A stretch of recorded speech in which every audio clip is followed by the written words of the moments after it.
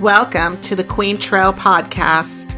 There are 3 different types of radiation: alpha, beta, and gamma. What does this technology do? It's like, well, what can you do with electricity? I just survived 30 years HIV positive. I'm certainly not going to let a little thing like a brain tumor derail me. When I got to 29 pounds, I was so tired, I just collapsed. Everything always goes back to being grounded and centered. It's a mecca for cycling, for sure. Struggle is the neutralizing force. And I said, there it is. This is the right family. I got like cold chills. With this one lone oak tree right in the middle of the trail, it's beautiful.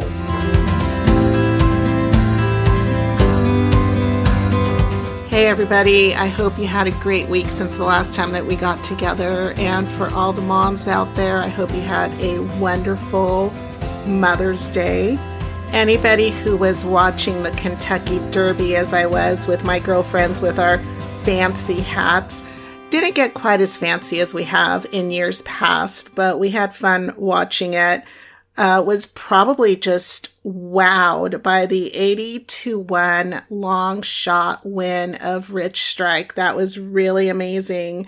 If it's something that you don't normally watch, I would suggest just watching a replay on YouTube or something. It was really spectacular and history in the making. I'm sure there'll be a movie kind of like Seabiscuit made of that. The owners paid $30,000 for the horse and $50,000 to race against $1 million horses.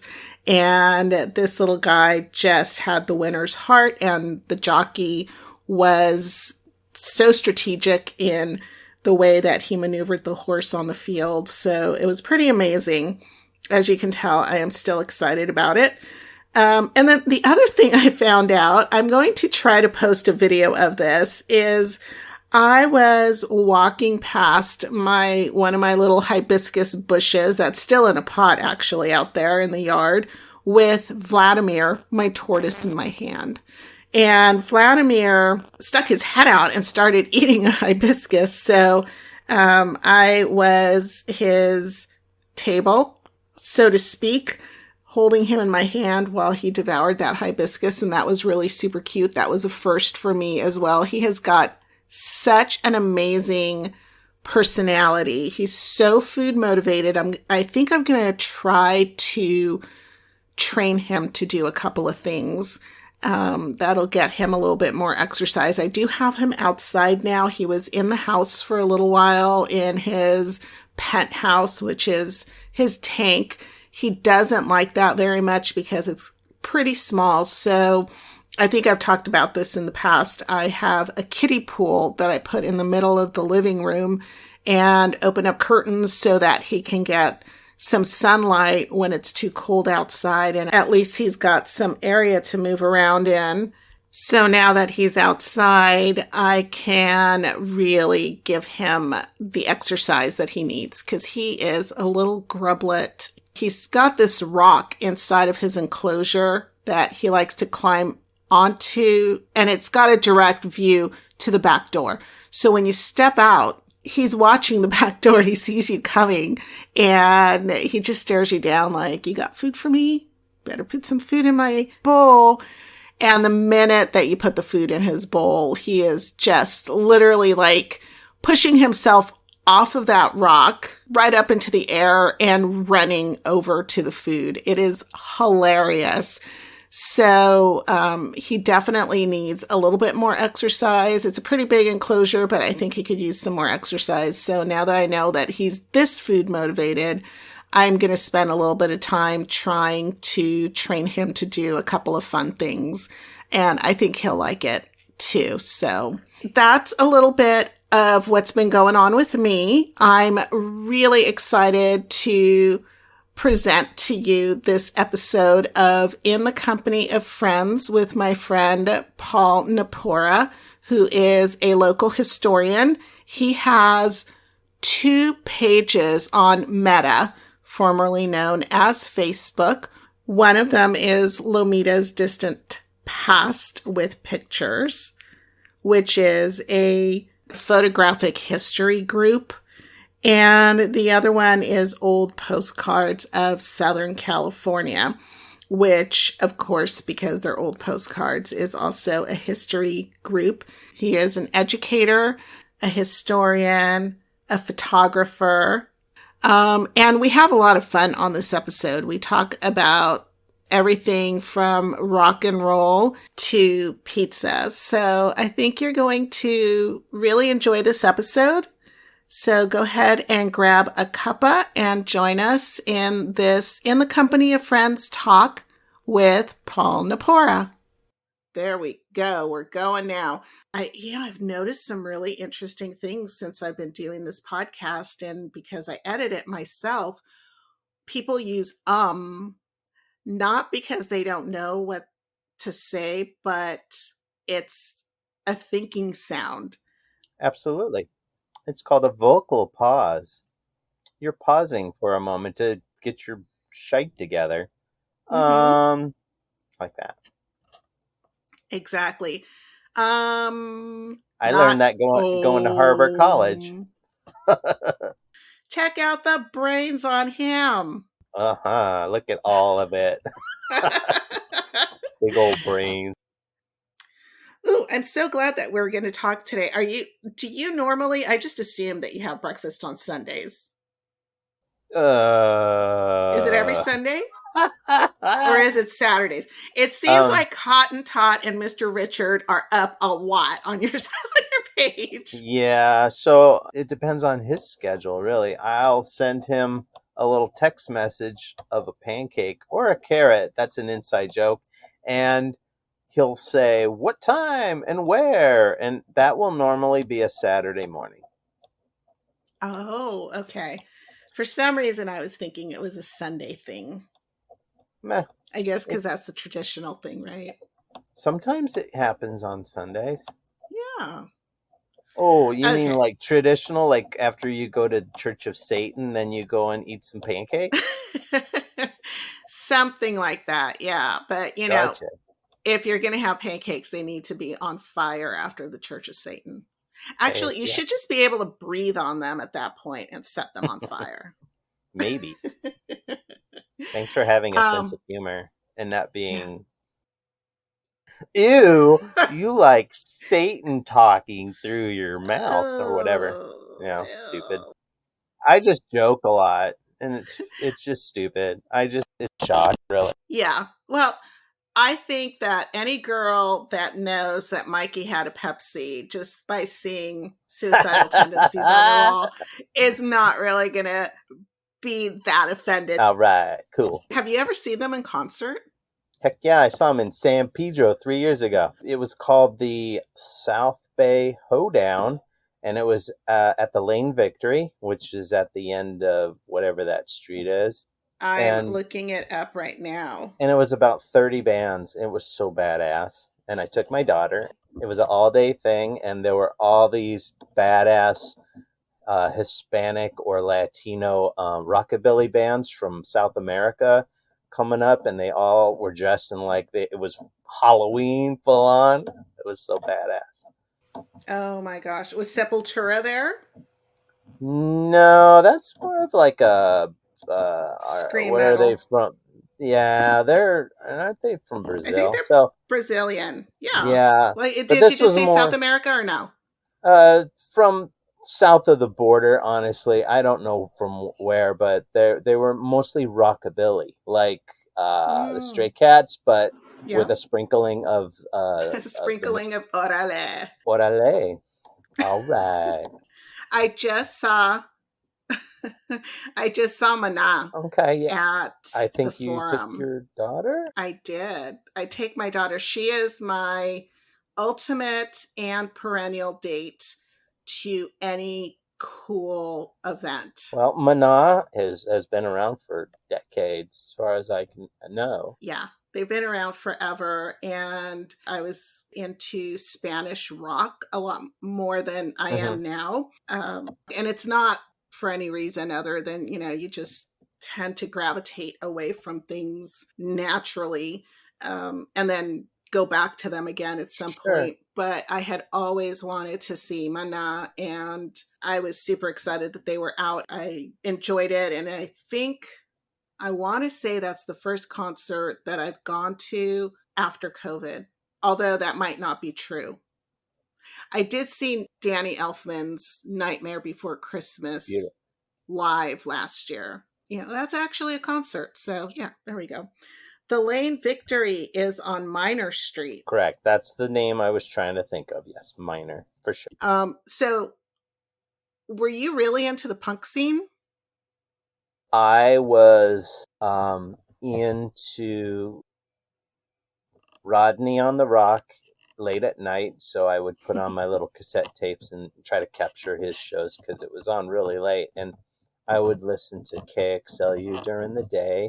I would ride my motorcycle to Zed Records in Long Beach and fill my little backpack full of flyers and 7-inch records and LPs, and then I'd come back home and I'd play them, and my parents thought I was nuts.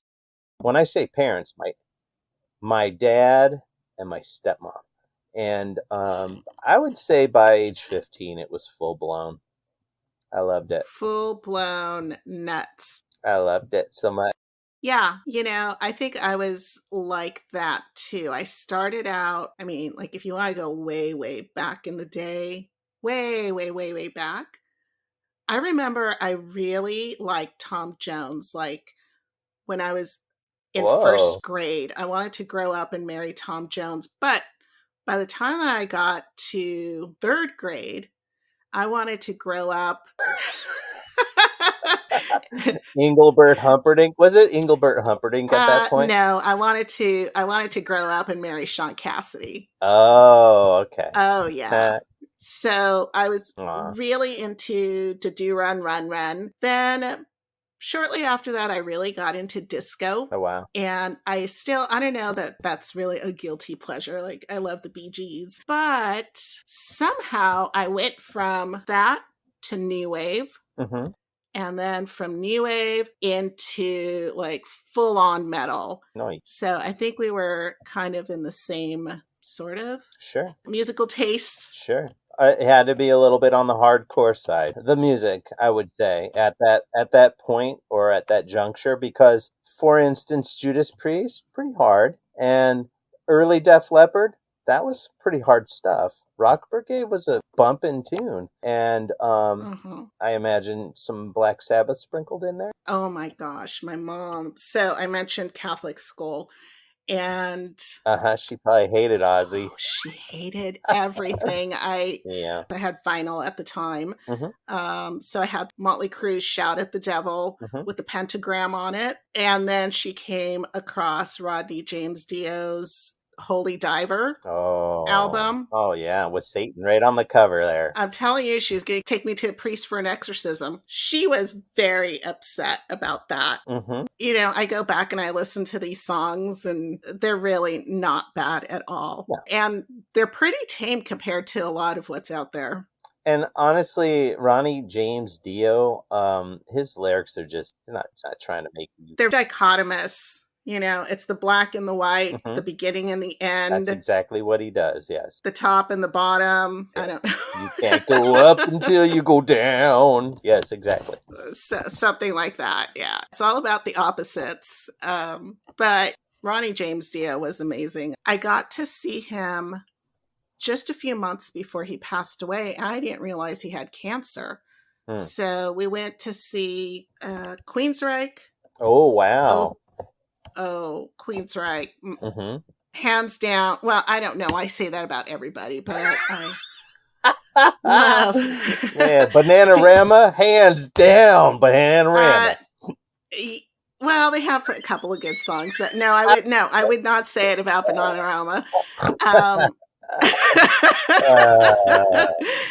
But I really, really love Queensryche.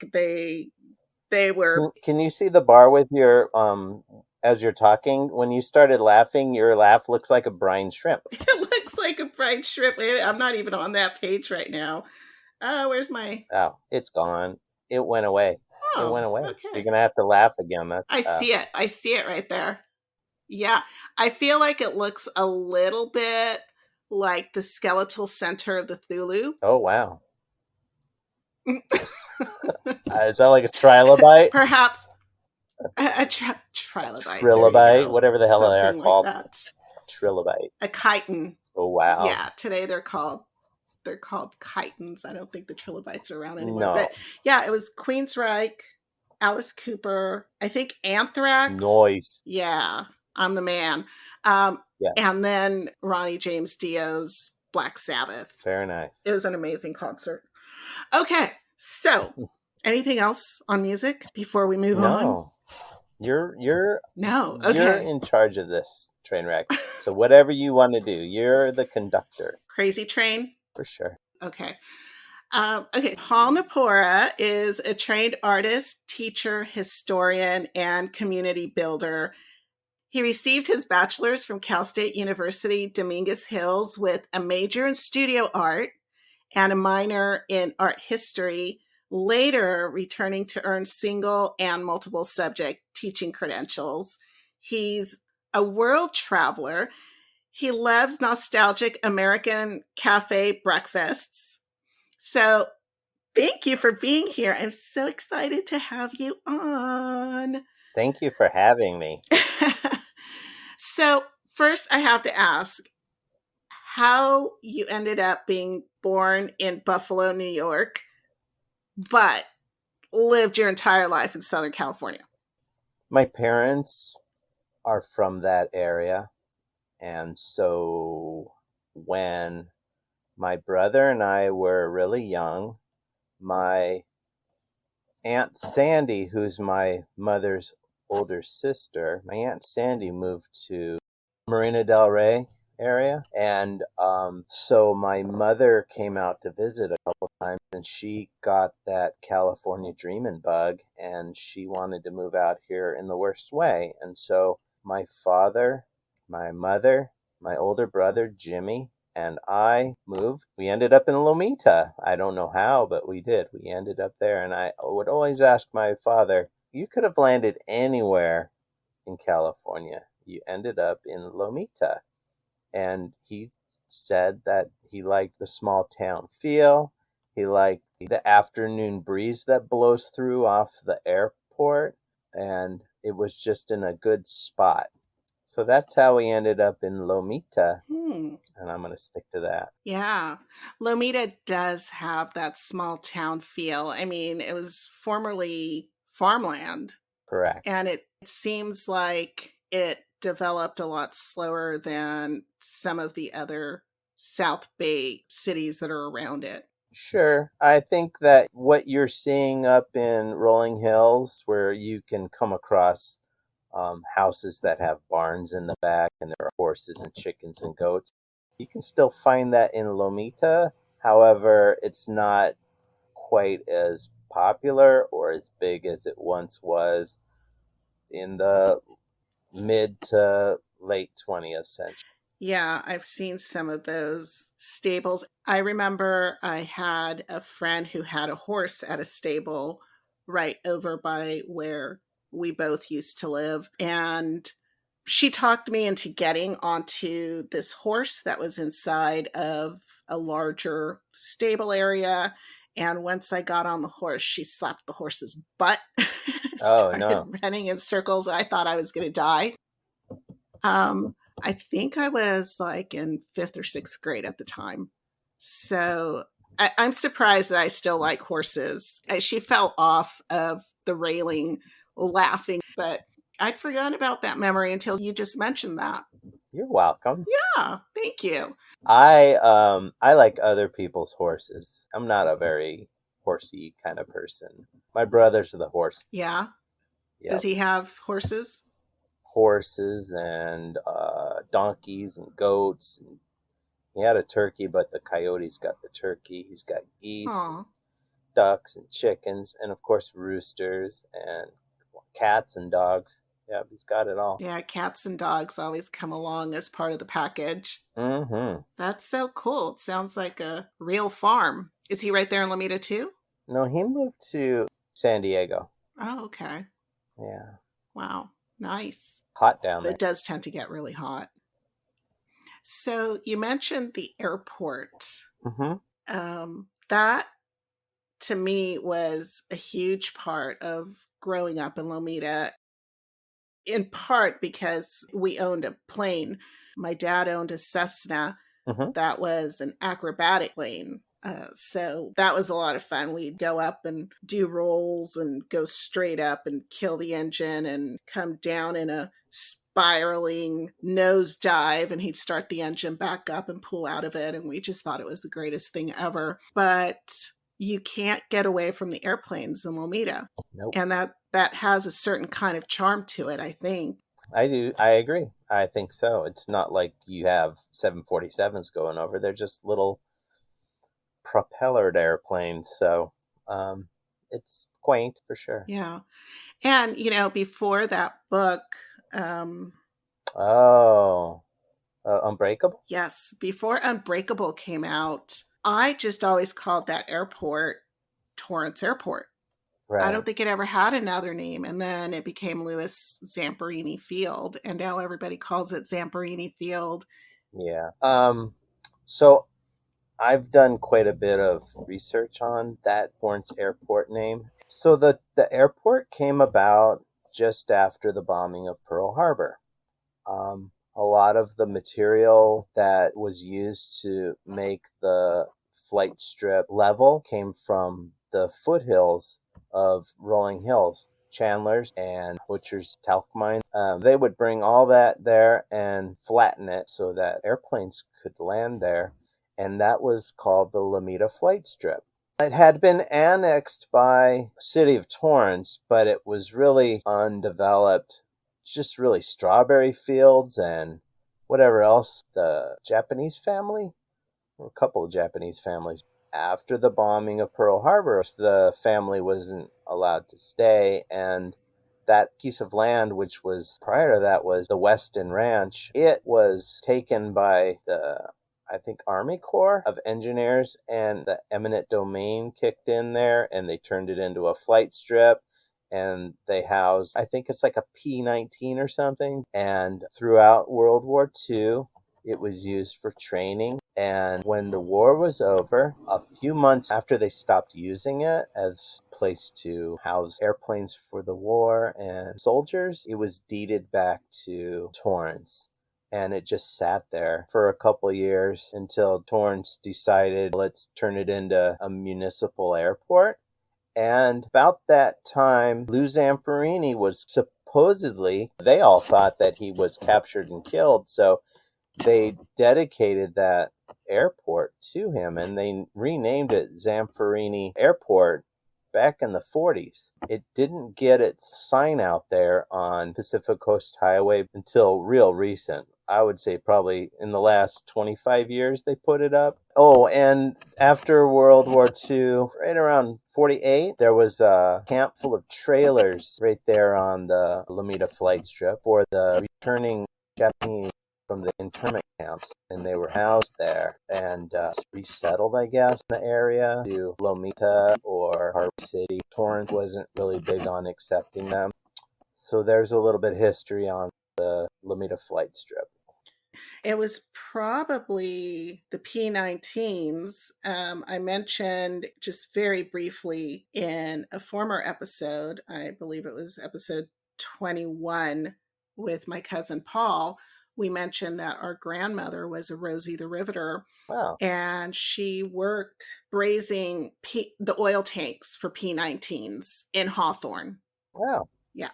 Okay. So I'm kind of thinking that is probably correct. It was Ishibashi, Tom Ishibashi's Torrance Roadside Produce Stand. And I remember walking because there was a hole in the fence between where we lived and the bowling alley that is no longer there, PV Bowl. Right. There was a hole there, and we would walk through the fence and go over to the produce stand because they had the best strawberries ever. And unfortunately, that closed down 2012, sometime around then. Recent. It was pretty recent. I think the old man died. And I think that there was an issue with the lease, and probably Lexus was over there, eyeballing the area. Now it's Right. just a big parking lot. Wow, that was a lot of history on that.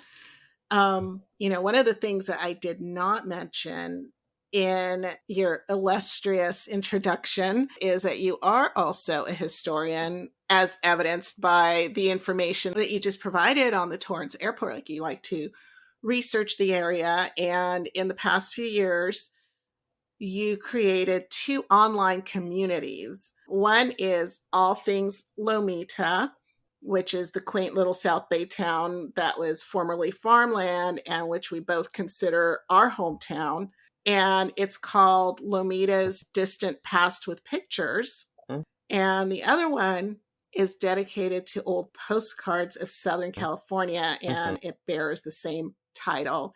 And I'll be snooty and call it the eponymously named Old Postcards of Southern California. What inspired you to start these sites, and what's been the most gratifying experience from them?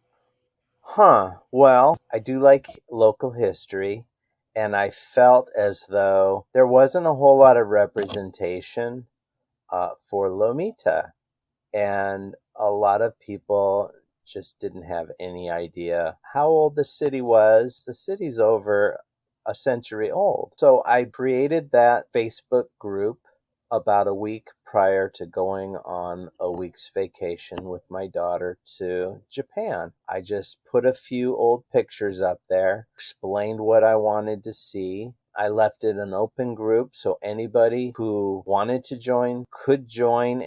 Originally, though, it was called Lomita's Distant Past. And about a month into it, I kept having to explain that it's for pictures. So one of the members, Monica, said, well, why don't you call it Lomita's Distant Past with Pictures?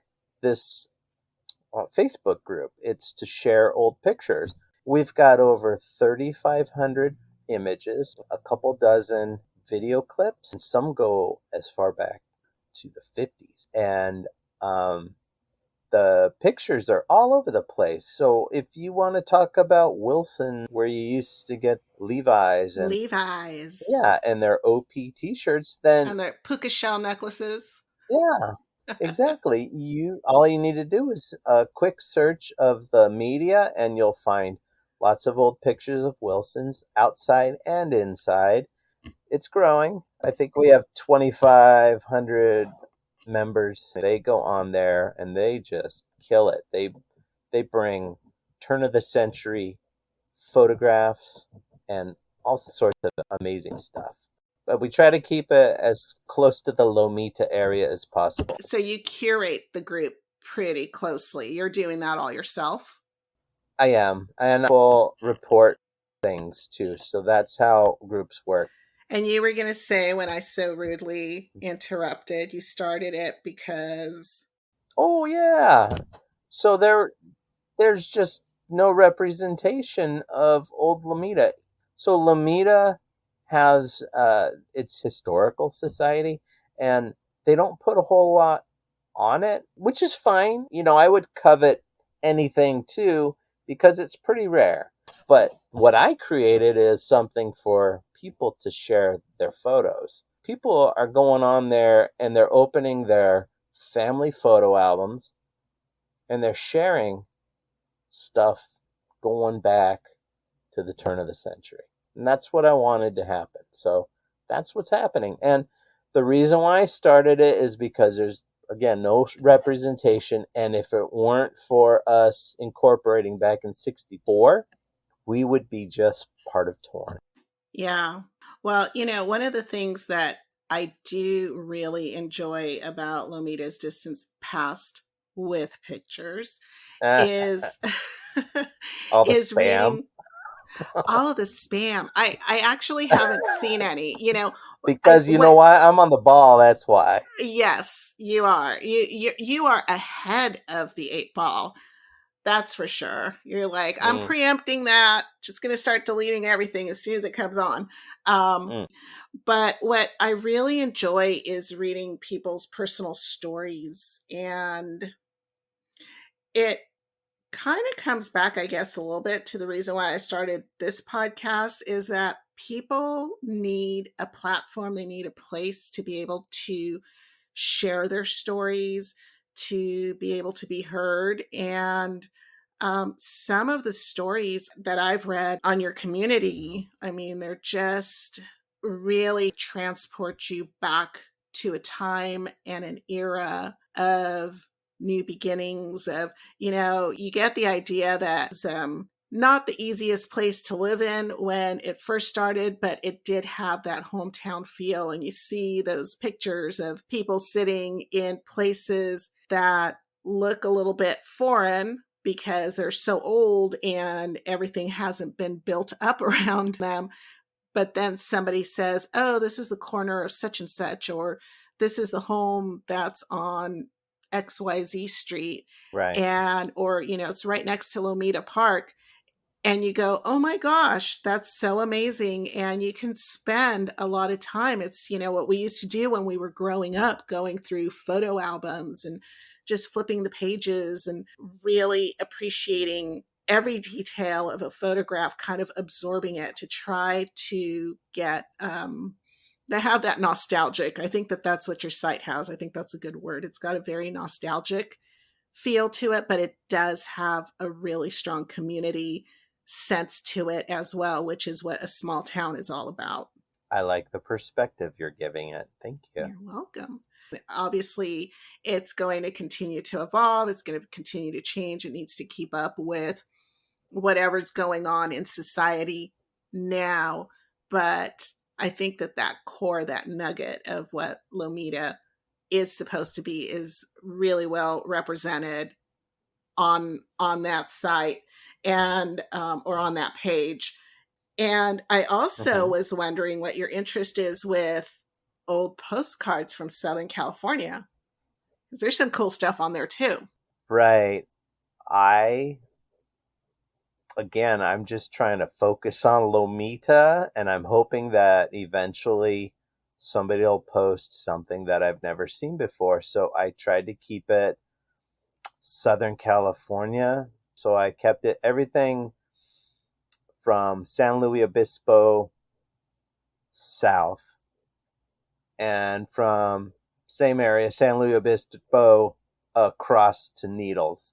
That is what I consider Southern California, with a sprinkling of Death Valley and a bit of Sequoia.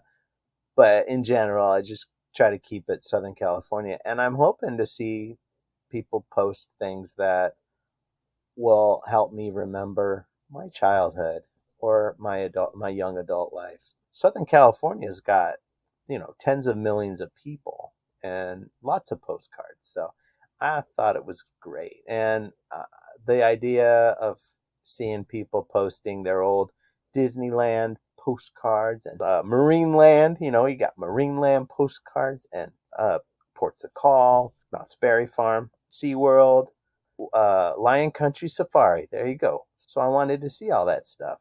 So I made a group and I try to focus on that part of California. And so that's why I did it.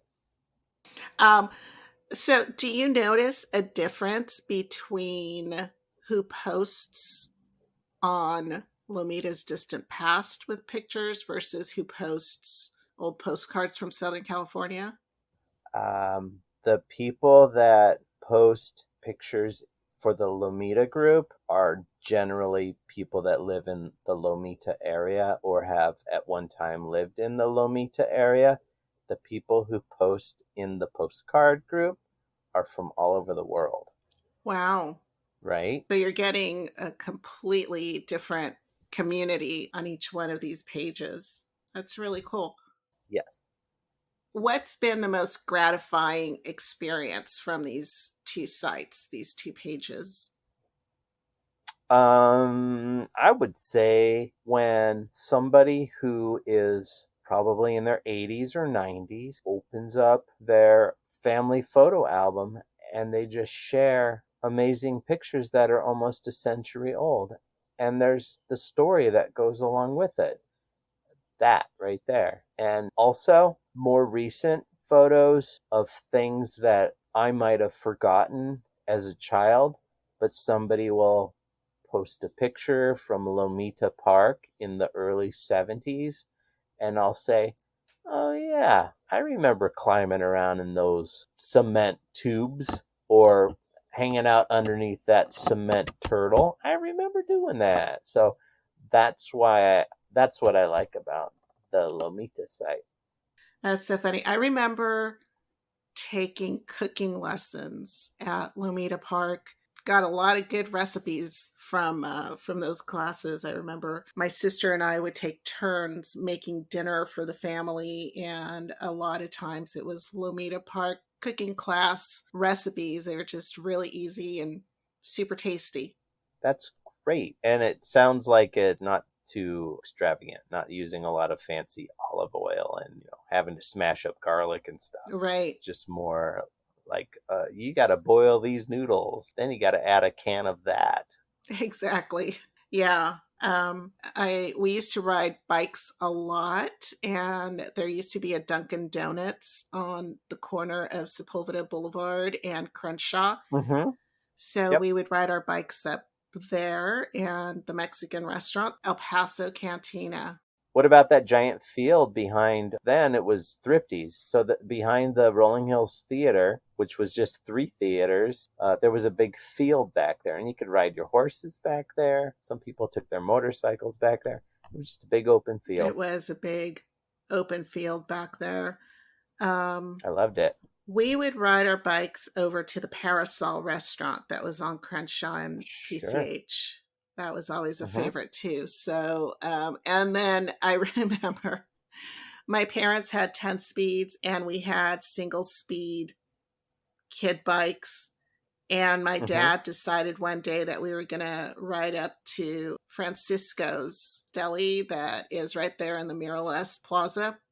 Oh, wow. And we rode up PV Drive East with our single speed bikes, and that was a little bit crazy. But also my dad is the one that used to ride his bike. He hasn't in a couple of years, but he used to ride from Lomita to Arizona solo on his bicycle to go visit his sisters out there who had moved to Arizona. So, I guess he was training us for that. When is your When's your trip? When are you going to go on your single speed?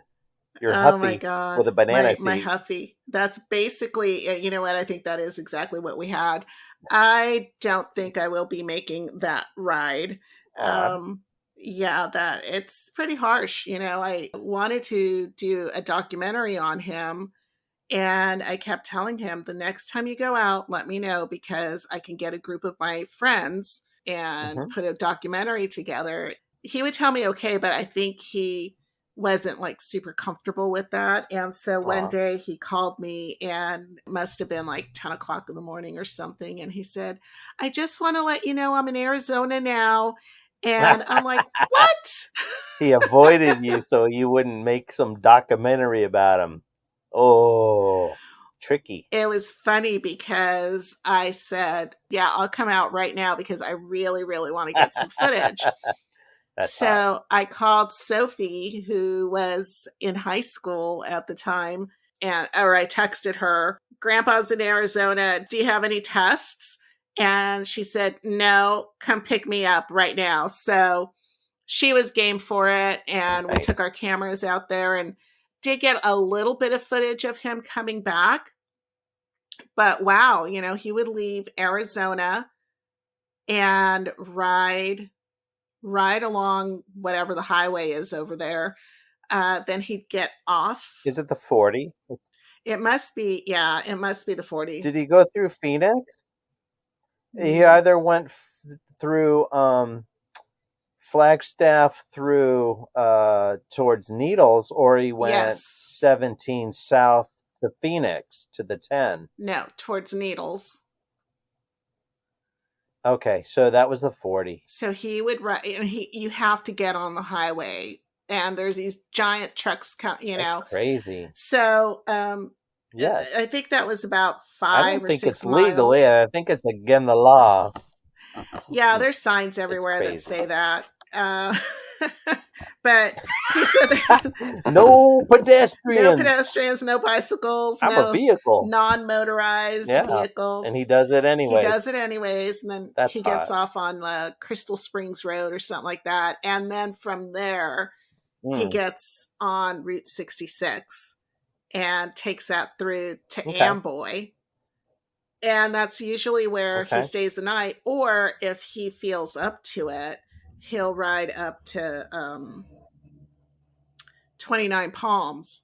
He'll go to 29 Palms and then sleep there for the night. And then the next day he leaves 29 Palms and rides on in. And usually he would stop in Riverside because that's where my aunt, one of his sisters, lived.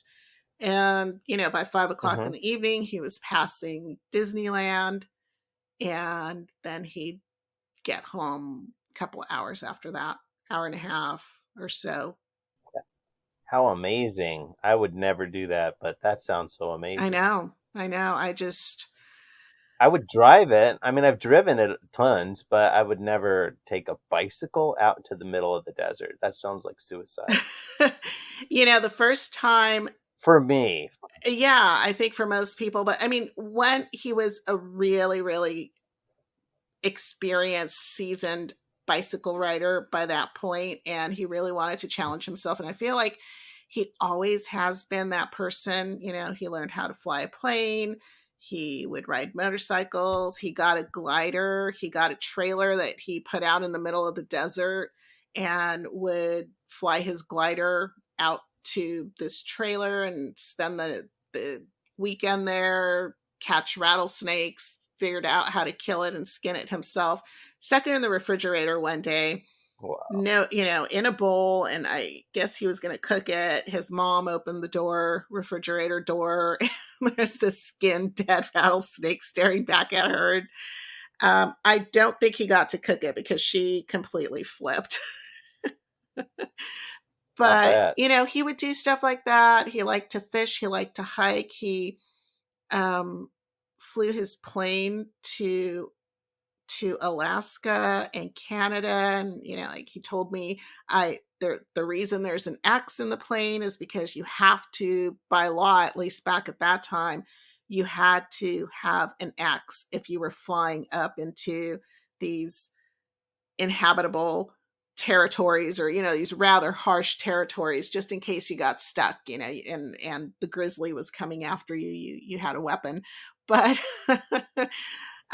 really, I'm sure it was just to, if you got stuck, you could chop wood and at least build a fire. But yeah, I don't know what I got on that sideline, but there you go, my ADD making its appearance. You did it. I did it. Good job. Thank you. So I am going to shift course here again, but this time on purpose. Ask you about, you have some great art projects, and I would love to hear what influenced you to become an artist. Well, I would say that as a youngster, I would watch the morning cartoons and Saturday morning cartoons specifically, and I would sit there and I would draw all the characters. And that's what my dream was do cartooning for Disney when I got older. I do have to say that I'm really impressed that you were drawing the characters, because Saturday morning cartoons for me was, can I eat that whole box of cereal because I'm going to watch cartoons until there are no more cartoons to watch. Nice. So I feel like you spent your time a whole lot more scholarly than I did mine. Oh, good description. Yeah, I would doodle. I would take a piece of paper and pen or pencil, and I would try to draw whatever I saw. And I was always just kind of gifted with being creative like that. I would build things that I would find stuff in the trash and make spaceships out of the junk with masking tape.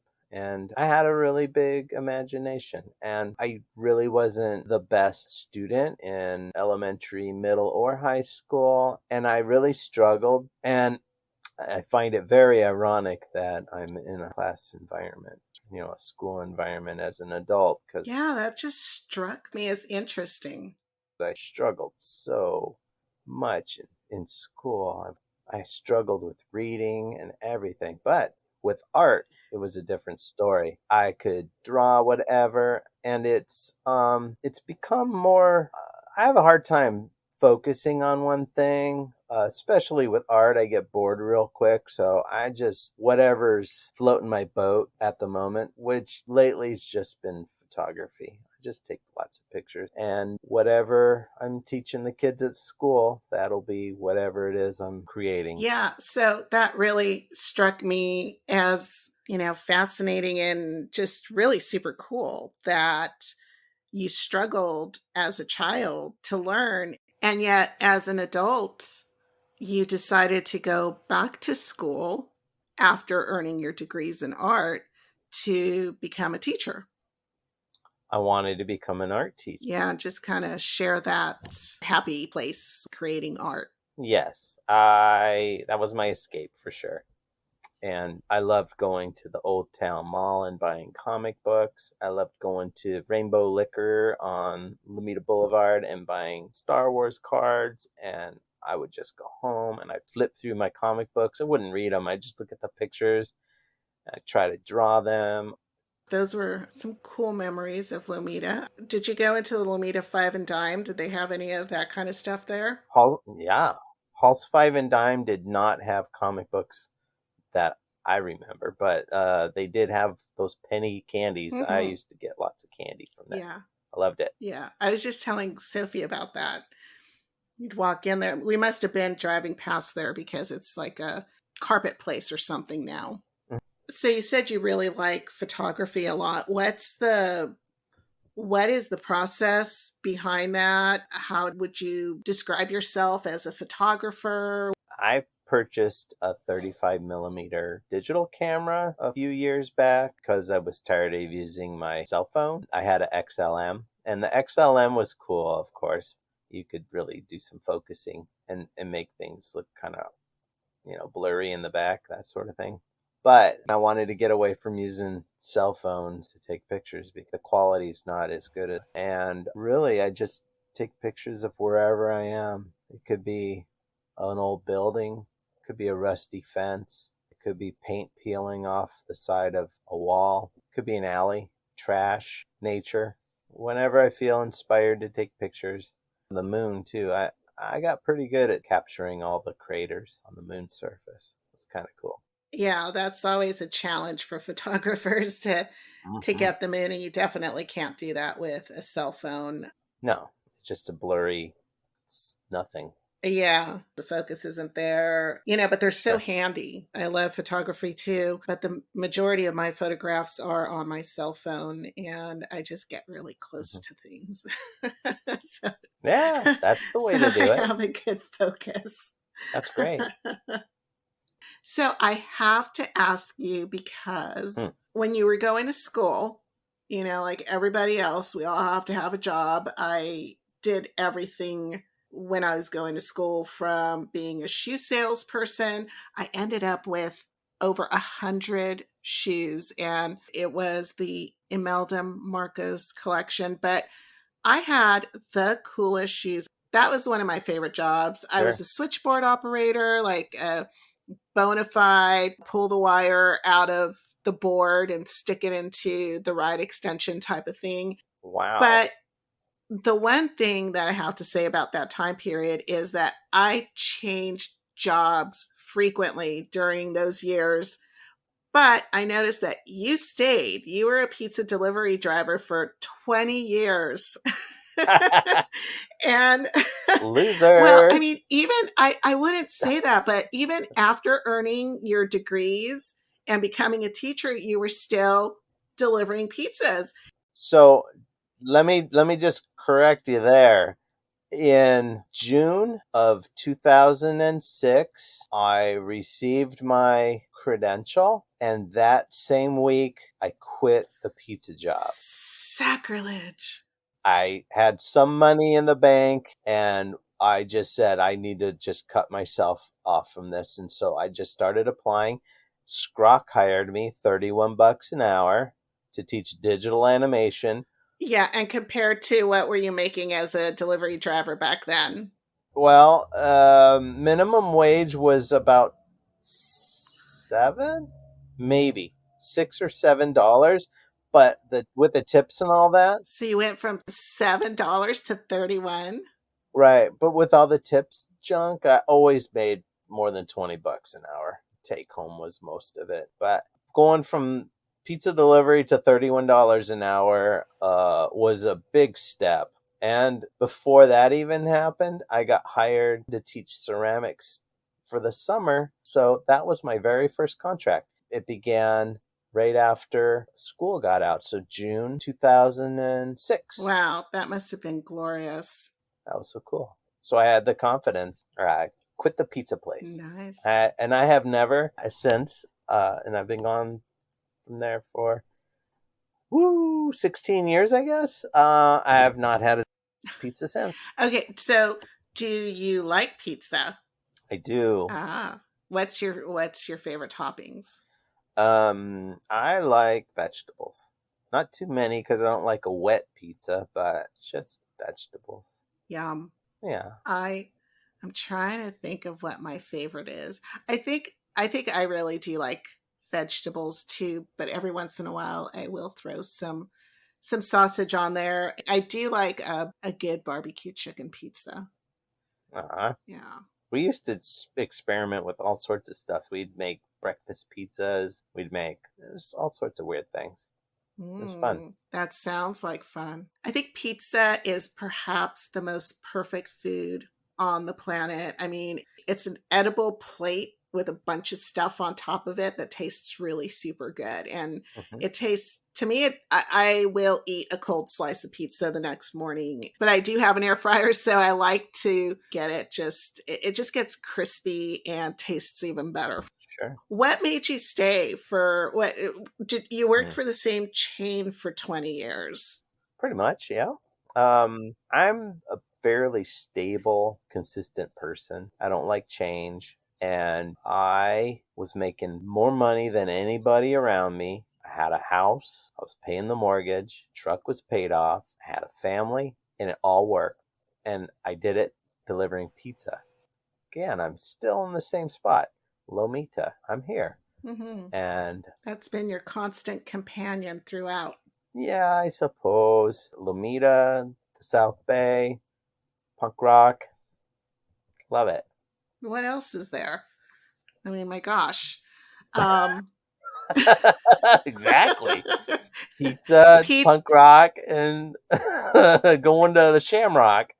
Yeah, exactly. I mean, that's not a bad situation to be in, that's for sure. No. And you got free pizza, right? Yeah, pizza. I used to bring pizza home all the time. There's always pizza in the fridge. Rock hard. Yeah, it was all right. And I did pizza in high school too. So from high school all the way till I finally got my teaching credentials, I was pizza delivery guy. So honestly, I do find it astounding that you could do so much on a pizza delivery budget, That's awesome. That's awesome. Things were different back then. Listen, you could buy a house real close to the beach for $150,000 back then. This was the early 90s. Oh my gosh. I am not constantly. Okay, so I periodically angry. Yeah, sure. I mean, if I had a time machine, I'd probably go back. I mean, I was very young in the 80s, but the 80s and early 90s were magical in terms of pricing and what was available. I remember I had this amazing job. I worked in healthcare, and of course I was single, and I would add to my 100+ shoe collection regularly and go shopping, and I got my first car at that time. Everything was really inexpensive. So yeah, you're right. It's all relative, right? You might not be able to do that as a pizza delivery driver today, but I do find that really amazing. And I've never worked as a delivery person, so I imagine that you have some really crazy stories. Yeah, some. One time, so I had a truck and I would throw the pizzas in the bags. I put them in the back of the truck. And so I got to the address, which was an apartment complex, and I grabbed the top bag, which had the pizza for that particular address. And I ran across the street, and a car full of teenagers pulled up behind my truck, and they got out and Oh no. they started jacking my pizzas, and I yelled across the way. I said, "Hey, knock that off." And one of them looked at me and goes, "Fuck you." Oh my God. So I just shook my head, and they took my pizzas and the bags and they drove away. And that was one story. And there's tons of them. Oh my God, Anyways, that makes you sounds feel pretty terrible. stupid. So I told my boss, I go, I probably should have put the pizzas inside the truck and locked the door, and told him I'd buy more bags. And he's like, don't worry about it. Shit happens. And so we just moved on. Yeah. Yeah. Was there a really good story, something that really surprised you during that time period? Did anybody give you like a $1,000 tip or something like that? Oh, okay. So I was delivering a pizza right down the street from Wilderness Park, and the guy was in the garage, and he goes, "Hey, would you do me a favor and put this shelving unit in the back of your truck and just drive it around the corner and put it in front of my neighbor's house? He wanted it." And I said, "Okay." So we put it in, and my tailgate wouldn't close very well. So he goes, just try. And so I'm pulling on the handle, and the handle breaks off, and I'm pissed off. And so we deliver this thing around the corner, and I come back, and he gave me like an extra $10. And I said, great. And he was like, what's wrong? And I said, so I did you a favor, and the handle on my tailgate broke off. And he goes, well, it was probably old. And I said, but it's broken now. I mean, now I need to get that fixed. And he goes, I'll tell you what. And he turned around and he grabbed a stack of records and he handed them to me. And he goes, take these. My wife's going to be pissed, but take these and sell them, and I'll bet you'll get a lot of money for them. And then you can get your truck fixed. And I said, oh, okay, whatever. So I left. I had no idea. And that evening I got home, and this is easily 22 years ago. And I'm looking at these records. He gave me a stack of Beatles albums, and one of them Oh was my the God. very right. One of them was the very first American issue of the Beatles album that they first came out with when they were on the Ed Sullivan Show. I don't remember the name of it, but I put it on eBay, and it went for like $150 back then. Wow. And I was able to get my tailgate handle for, I think it was about $60. I still had some Beatles records left over. I might even have a Oh my couple left, but gosh. yeah, That was really nice. And I bet you that his wife did hit the roof when she found out that he gave away the collection. quite possibly. It's the Beatles, man. Yeah. What was it that John said? We're bigger than Jesus Christ. That's right. That Yeah. caused a lot of controversy. Oh yeah. Yeah, it did. I Not would that I was say around that back then, no, but but I remember I the would story. I would say that that wasn't an accurate statement. I think people talk about Jesus Christ more than they do about the Beatles, but just just making an observation. John was wrong. For sure. No, for sure. um, so I have two things that I want to ask you. If you had one thing that you could share with the world, what would it be? Oh, wow. Um, don't wait to do those things that you want to do, whether they be traveling or learning how to surf or playing guitar or learning how to play piano. Don't wait, because if you wait, you might end up just missing out on doing any of that stuff. So if something strikes your fancy, you should do it. If you want to hike down to the bottom of the Grand Canyon, you should do it now. That's what I would give to anybody as advice. The best time to do anything is now, right? For sure. I like that advice. Like, remember Control Data Institute? I'll get to that tomorrow. Yeah, I know. I had forgotten about that. That's really cool. Make that phone call. I'll call tomorrow. And they would just never get to it. They'd never get to it. Mm. Some days, that is the story of my life.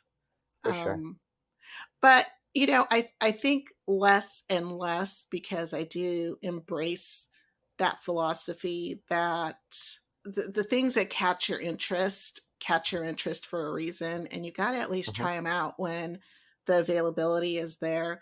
I think the thing that bothers me the most is all those things that you mentioned.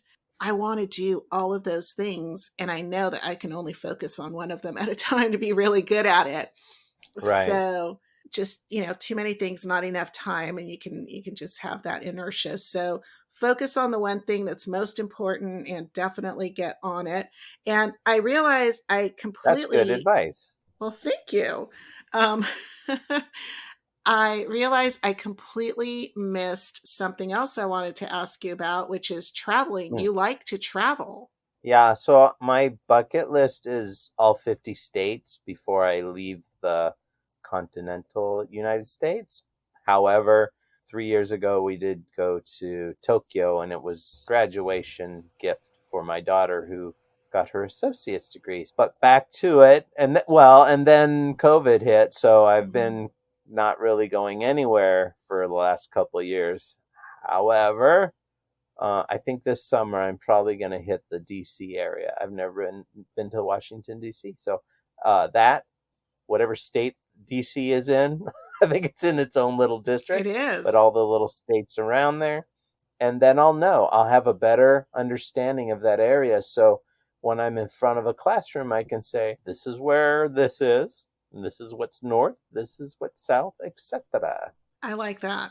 And I'll visit the Smithsonian. Got anything else in the can or in the tank?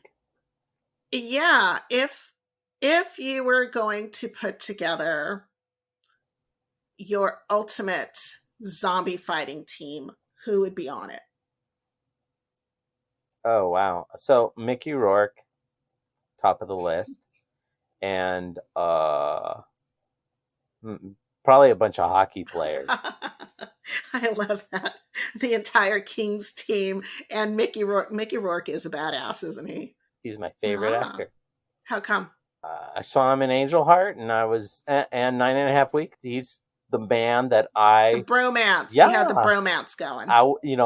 If I could be a cool dude, like Mickey Rourke, I would have it made. But yeah, very cool.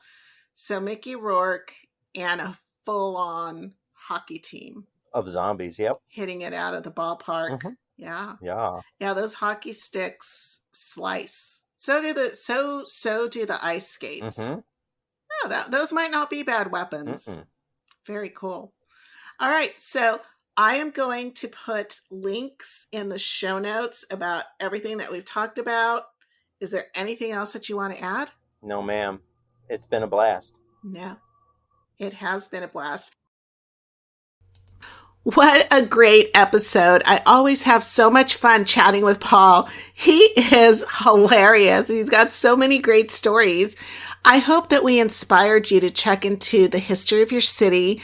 And if it happens to be Lomita, please join one of Paul's groups on Meta, formerly known as Facebook. They are Lomita's Distant Past with pictures and old postcards of Southern California. As always, I will post links to everything that we talked about today in the show notes, and be sure to stay past the song at the end for today's bloopers.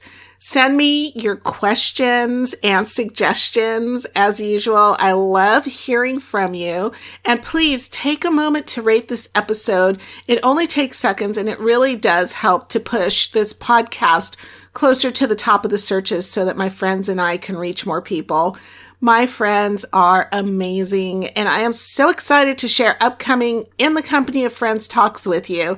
So be sure to follow me on the socials and the .com, all at The Queen Trail Podcast. That's TheQuainTrelle Podcast. I am Sil Annan, The Queen Trail, and until next time, I wish you passion, grace, adventure, community, elegance, and beauty.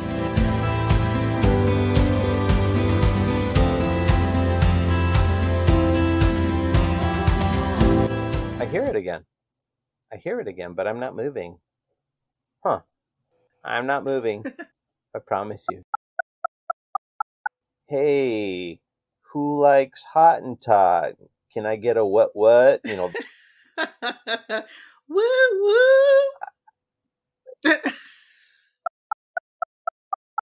Did I lose you?